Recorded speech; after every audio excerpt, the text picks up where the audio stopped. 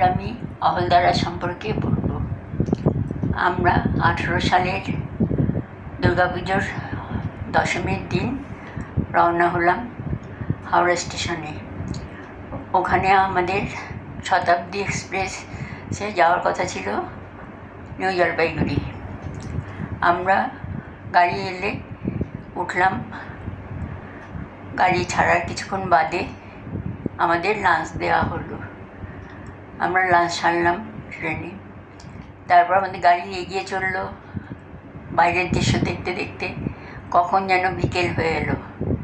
বিকেলে আমাদের জলখাবার হিসেবে চা আর সিঙাড়া দিল। সেইটা খেয়ে আবার আমরা বাইরের দৃশ্য দেখলাম, নিজেরা গল্প করছিলাম।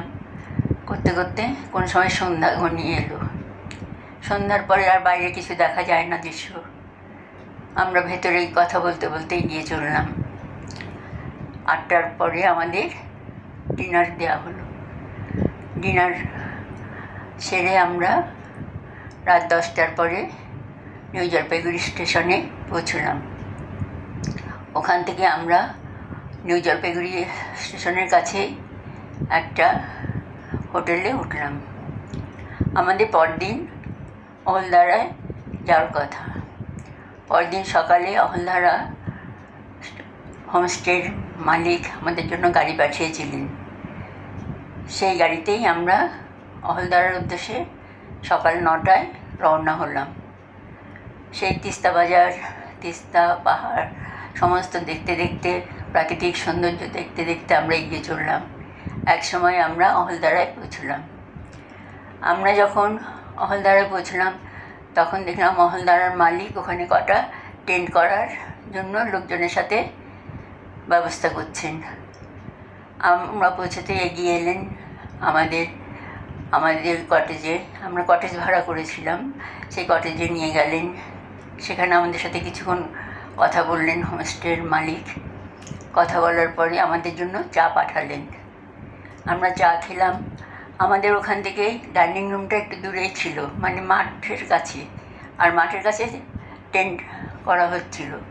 সেখানে কলকাতা থেকে কয়েকজন থাকবে বলে তারাও এসে গেলেন। আমরা ওখানে দুপুরে খাওয়া দাওয়া সেরে বিকেলের দিকে একটু বেরোলাম। আমরা ওখানকার ভিউ পয়েন্টের কাছেই ছিলাম।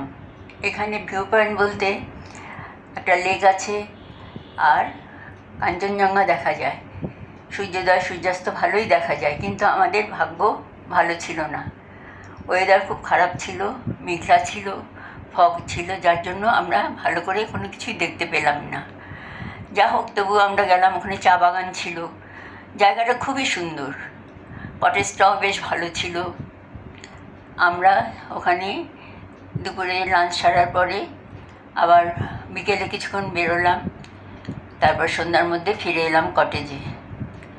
পরে আমরা রাতে খাবার দাবার সেরে, ডিনার সেরে শুয়ে পড়লাম। সকালে উঠে আমার ছেলে ভোরবেলায় আগেই বেরিয়ে গেছিলো ভিউ পয়েন্টের দিকে। ভিউ পয়েন্ট কাছেই ছিল। আমার মেয়ে যখন বেরোলো তখন একটা কুকুর ওর সাথে সাথে গিয়ে ওকে এগিয়ে ঠিক আমার ছেলে যেখানে ছিল সেখানে নিয়ে গিয়ে পৌঁছে দিল। ওর কোনো সময় সামনে দিয়ে যায়, কোনো সময় ওর পাশে পাশে যায়, এইভাবে ওকে নিয়ে এগিয়ে গেছিল। ওর কাছে তখন কিছু খাবার ছিল না। এসে বিস্কুট দিল, কিন্তু ও বিস্কুট খেলো না। তাই আমার মেয়ের মন খুব খারাপ হয়ে গেছিল যে এত উপকার করলো, কিন্তু কোনো উপকারের বদলে কোনো কিছুই নিল না। সে কথা আমাদের এখনও মনে আছে। খুব ভালো ছিল কুকুরটা। তারপর আমরা সেই দিন ব্রেকফাস্ট সেরে বেরোলাম। ওখানে আমরা মহানন্দা অভয়ারণ্যে যাব বলে। আজ এই পর্যন্ত। নমস্কার।